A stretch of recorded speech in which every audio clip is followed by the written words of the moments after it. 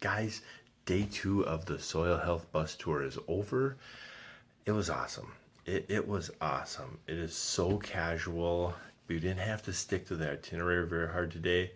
So a simple root pit where we were supposed to look at decomposition and how that flows through the soil and how the big bugs move in the soil and the micro bugs move in the soil and roots turned into what kind of rotations can we have, what kind of cover crops can we fit in with the rotations, disease insect pressure, soybean insect pressure, soybean disease pressure.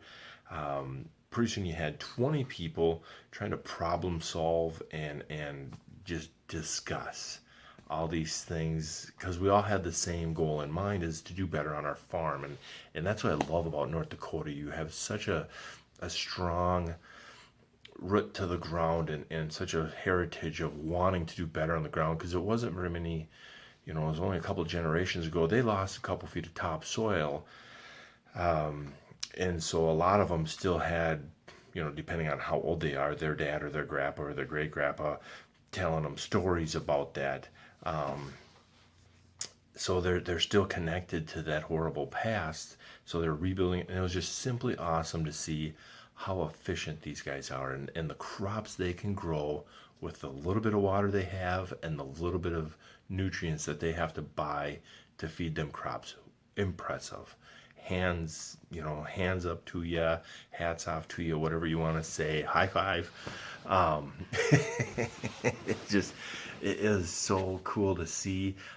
They showed us some soil that a typical spot on the guy's farm of what tilled soil looks like, and then some of the progression of soils through no-till, and it was unreal how that stuff turned around.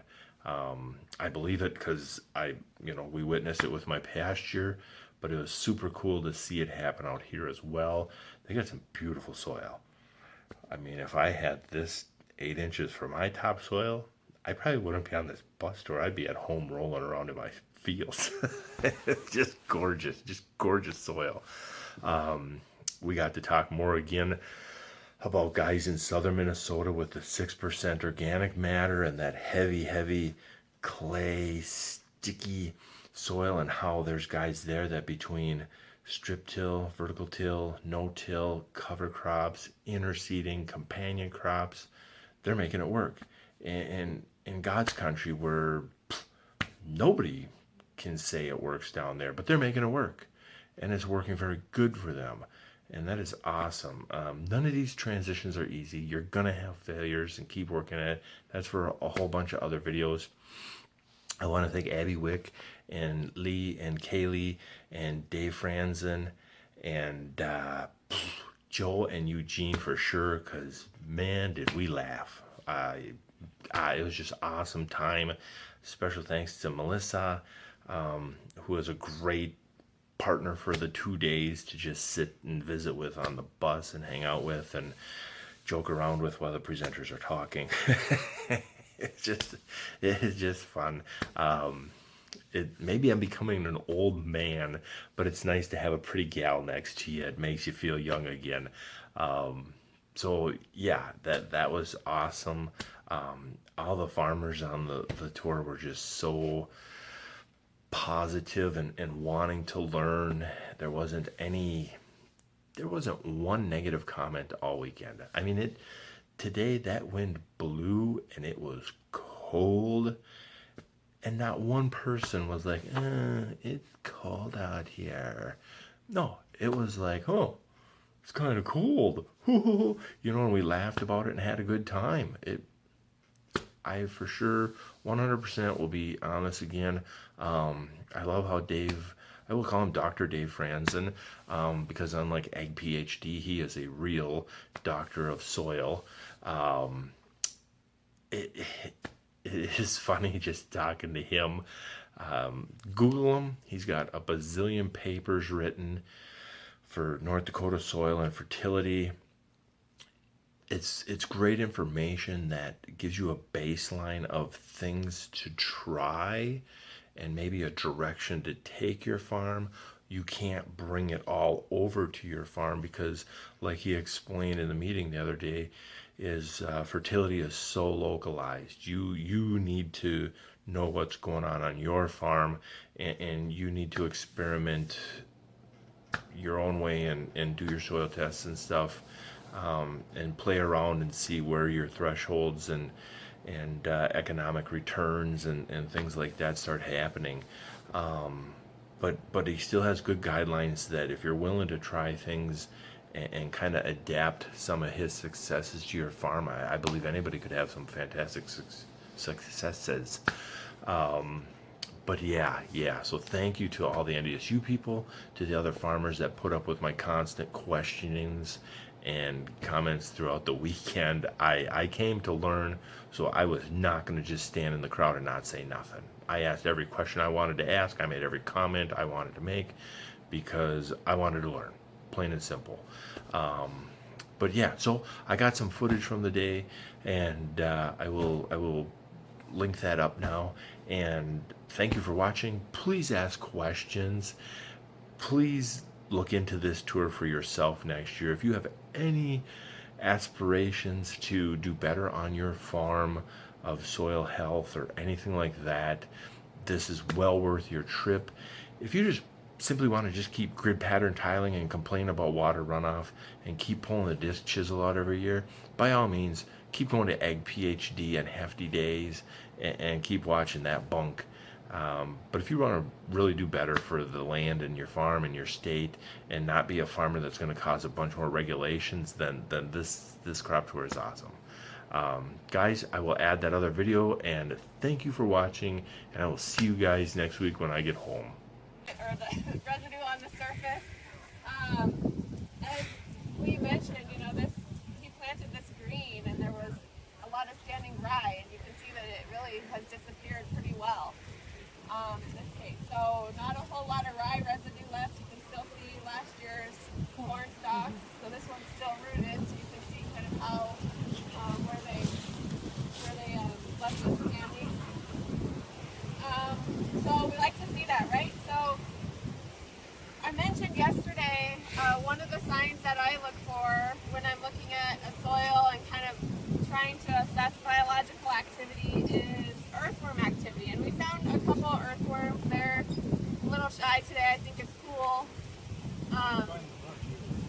Yeah, it depends where you dig, right? But they like being under that residue. And so what they do, a lot of them, they move in the more vertical direction.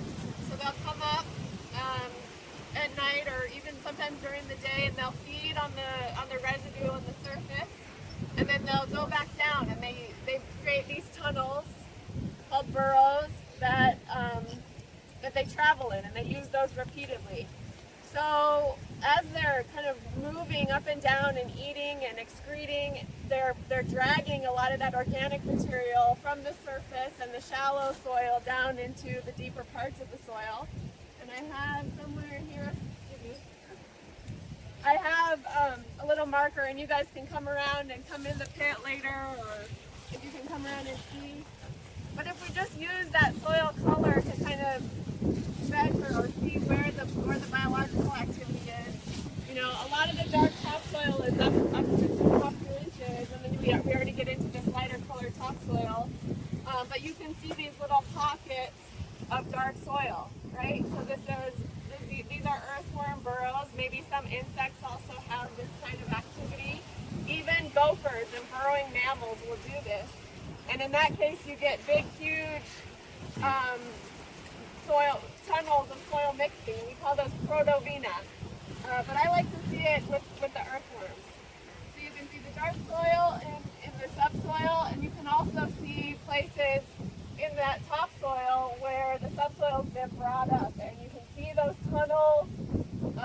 If depending on how you cut the soil and the clod that you can get that cross section of the tunnel itself, or you can kind of get a different view. So that's all from biological activity. It's a good indicator that the earthworms are here and they're happy and they're moving around in the soil. They don't like disturbed soils because they tend to reuse their burrows. You get a little disoriented, and it's a lot of hard work to mine through the soil like that and create a burrow. So if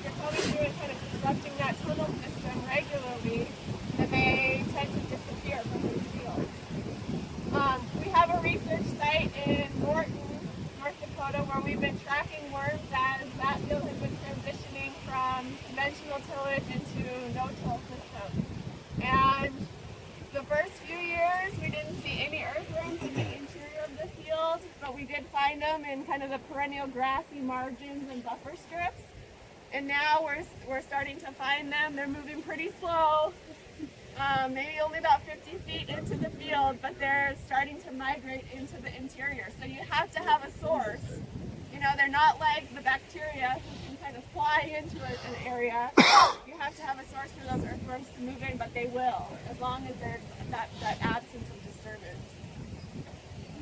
And food, which we've got here, right? So, you know, as we keep saying, if you build it or if you feed it, they will come, and they love this residue. That's one of the best indicators or covariates in a lot of our data sets where we have residue, we tend to find the earthworms, even in some marginally quality soil.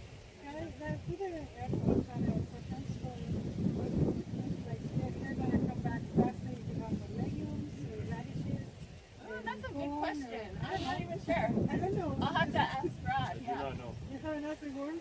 Yeah. Well, no, and I was just going to say I have 5 different classes of biology right here, living organisms. So anybody who doesn't like spiders, this is one right here. He's on this little, he's got a nice little web built in between this corner right here. So he's doing his job, so that's arachnids. Then we have the earthworms.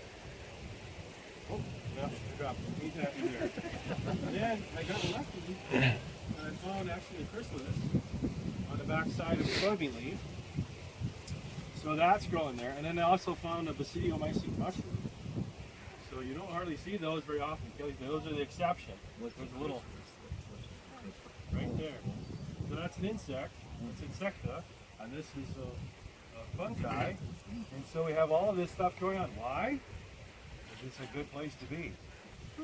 There's food, there's shelter, there's diversity, there's all kinds of things going on here. And like you said earlier, the majority of this classes and groups of things are not bad things.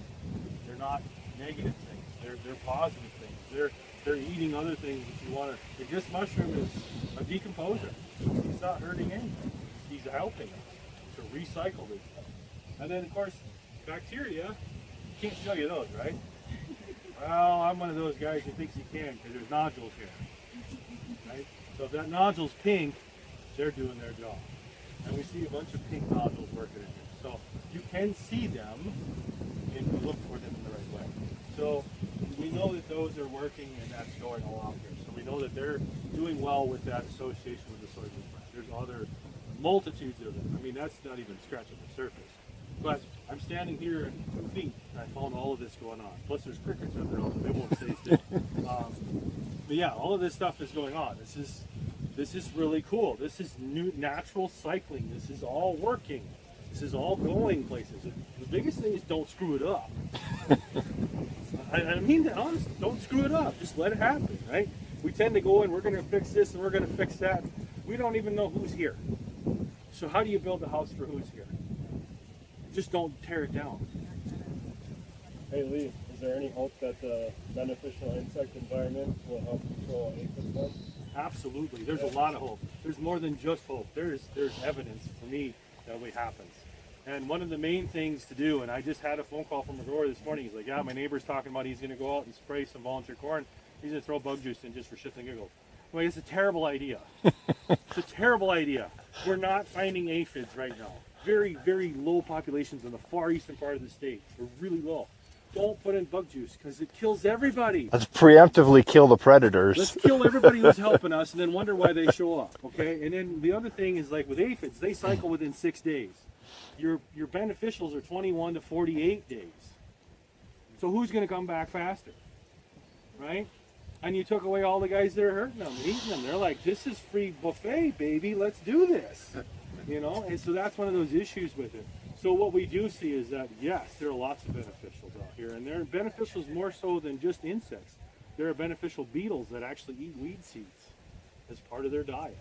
One of the things that they do, they help manage that type of stuff. So there's wood beetles out here, there's crickets out here, they're plant feeders.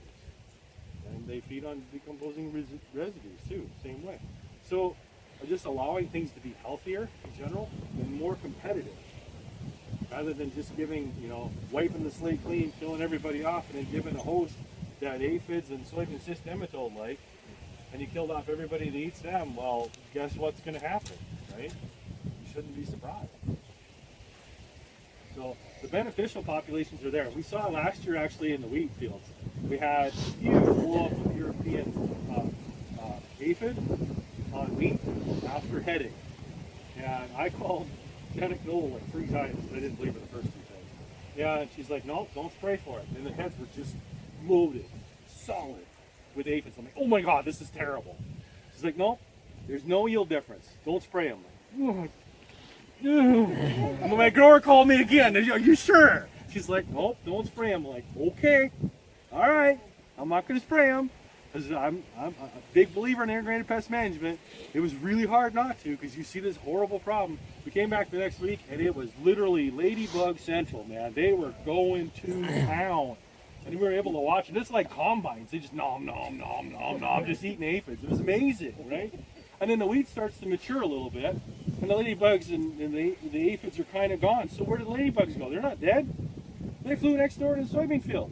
Guess which soybeans in that area we didn't spray for aphids last year? Right? Now, had I freaked out like other consultants and growers and go, I don't care, we're spraying them anyway. You kill everybody. You kill the food source, you kill the whole thing. That tree row is a great place for ladybugs. They overwinter there. And as much as guys hate 40-acre tree rows, oh my God, the damn trees are in the field all the time, I gotta go around them, they're dying, blah, blah, blah. Okay, well, if you're going to take out your trees, you should consider putting back a habitat because these trees have been helping you.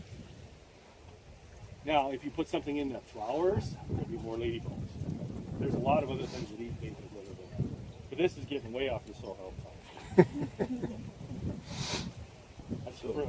You get me going with that. If there's enough moisture for that mushroom to grow, is there moisture for white mold to grow in there? Oh, for sure. And It's the same thing. You have to monitor it and make sure, or hope that White mold, you just kind of watch it happen. Okay. So honestly, the data from Carrington says you can spray Endura on your soybeans and you can suppress white mold. That's what you can do. Okay. You can't control it, you can't stop it. One of the better ways to manage is to have a little more airflow, dry it out in the canopy, so these soybeans are a little more open. The fungicide is okay. The other thing is that these soybeans are actually at R2 stage. They're a little bit behind some other soybeans. Some of them are R3 where they actually have pods hanging on them. Once you get to R3, R4, your yield injury reduces, it's less. But consider whether or not you really want to spray a fungicide out here because that fungicide doesn't differentiate between this guy and the white mold and all the other beneficials. So you are kind of resetting the system. And economically, from Carrington's data, if you ask me, it doesn't pay to spray for it. So I wouldn't. Do you think it's more varietal, the white mold issue, or just There's environmental? too many damn soybeans, first of all. We'll start there. 60% of my acres are soybeans. So over half of the land that I looked at is soybeans, which is a susceptible host. There's too damn many acres of soybeans. And there's a lot of soybeans and soybeans. When you have 60%, guess what? You're guaranteed to have soybeans and soybeans. That's the way to go. So there's too many soybeans. There are small and slight differences in variety, yes. Not necessarily significant. Rotation's your best friend. But also this competition. I do believe, I don't have any proof, but where I see active biology, other things competing with it, I have less likely. What competes with the white mold? Everything else that eats it, that eat the spores. So the contans, you've heard of contans? Well, it's actually a bacteria that you spray on the field that actually eats the white mold spore. Well, you can spray it on or you can just give it a nice home repeat. There are other ones that do that. It's the one that's been marketed. But there are other bacteria that do that, eat on the sclerosis. So does the white mold enter into the flowering petals? The dead tissue. Dead tissue or Dead tissue. pebbles? Mostly the petals, the flowers, because that's when you have the highest amount of dead tissue. Like right here, we have a flower that's just a little brown thing. It's still attached. White mold is saprophytic only, so what that does is it has to start on dead tissue, but then it puts out a toxin that kills the plant. So it poisons the stuff ahead of it and then spreads from there. That's how it works. But it takes 40 hours of free moisture. You have to have 40 hours of wet. If you don't have 40 hours of wet, it can't get germinated. So the airflow is a big thing. So I like 30-inch rows for white mold. I don't like 30-inch rows for weed control. Right? But if we're using the rye as a mulch that helps with the weed control, it helps suppress the weeds and other things out too. There's all of this biology that you think about. So when you pick out one specific problem and you don't take into account the rest of it, you can do something that goes way left or way right, big swings. And that's what I see in conventional agriculture, is just big swings. Right? You agree with me? The greatest advice we got, white mold is a huge issue for us. The greatest advice from the conventional till guys was to not till it, because they think tillage spreads it, and thin out the population to open up the air. And so I find that funny that we got to go to no-till to control white mold, but no-till don't work here, and all that kind of jazz. Well, what happens is that your spores lay on the surface of the soil, and everything that eats the spores is laying on the surface of the soil. You bury the spores at 4 inches down. Those biology that do that they're not active there, and the spores they're resting phase. They're hard little mouse turd rocks. They last for 20 years. So you dig them up next year, they're good to go. You dig them up 10 years from now, they're good to go. That's the whole point of the resting phase. I think field peas is the worst thing you can plant for mold. Field peas get mold. Canola gets mold. Sunflowers would be my number one for white mold. They can get head rot, foot rot, stem rot, leaf rot. They rot. Sunflowers rot. That's the way it goes. If the blackbirds don't eat them, they rot. I do like sunflowers as a crop, and I'm not giving Anthony a hard time. There's these beautiful flowers, and you can grow them there, but he's like, there's places I can't grow flowers. He knows it. Barley, beautiful barley field with saline troubles. Sunflower's a good water scavenger. That kind of 6 to 8 years of proper management with using cover crops and diversified cropping can bring the field back to life. This isn't a low spot, it's just a saline spot that they put the corn around. The rest of the field, splitting the field. Did you guys get some of that from Lee? And, okay, so then maybe because Lee works on this field, I used to work with Lee a little bit, so but it's just he knew corn wasn't going to do well here. I mean, if you look on the edge here, his whole intention was to plant something for him and go a little bit further out, but wet spring and get some rain and you deal what you have. But he's farming for this soil type. He knows this is salty. He knows this isn't going to grow corn. He knows it's not going to grow soybeans. So again, why spend $75 an acre on beans or $150 to $200 on corn when you're just going to end up with a big goose egg? And that's one way to really tank your APH. If you include this all in your corn, so you're going along and you're harvesting it, so you come to a big old goose egg, your APH can really take a hit. So when it comes to crop insurance, you're kind of SOL on that one. So he's taking the zeros out. He knows he's going to have a 0 here, or maybe it's a 1 or a 2 or a 3. He's taking those out, putting in barley here, and now he doesn't have to count towards corn. He doesn't have to count towards his soybean acres anymore. And this is barley, and this is just a cover crop. And I don't even know if he reports this or not. So that was a question earlier this morning if he reported it or not. So, but yeah, so it's a known 0. It's a known quantity that let's just take it out of production, put it into something else. Okay, so this field is a field that's a part of a research project that I have going at NDSU. So I've been at NDSU now for 2 years. Before I even started the job, I knew that I would probably be working with salinity, and just because we have so much of it across the state and in the region. And so before I even came here, Abby and Tom DeSutter on campus and an entomology faculty member, Jason Harmon, had done some salinity related work. And they initially started by kind of redescribing or requantifying the thresholds of different crops, corn, soybean, and wheat, to the salts in the area. So our salts in this region are sodium, calcium, and magnesium sulfates primarily. And that's different than the chloride-based salts that you get with irrigation, poor quality irrigation water application or seawater inundation. So we have a little bit of a unique chemistry here in the grand scheme of the salinity knowledge. And so they wanted to see if that difference in chemistry caused a difference in threshold or tolerance values of the crops. And they did find that it did. So the saline tolerance values for corn, soybeans, and wheat have been revised for our area. All of that information is on the soil health website. The entomologist group also did a study looking at soybean aphids and spider mites, both in the field and the greenhouse, and they found that by pretty much every measure that they took of these insects, whether it's reproduction or population growth or preference and movement to different plants, they found that those pest species preferred the plants that were already stressed by the salt effects. And so the saline stressed plants get a double whammy. So they're already kind of struggling in the salty conditions and having those drought sort of symptomologies, but then they also get this added pest pressure.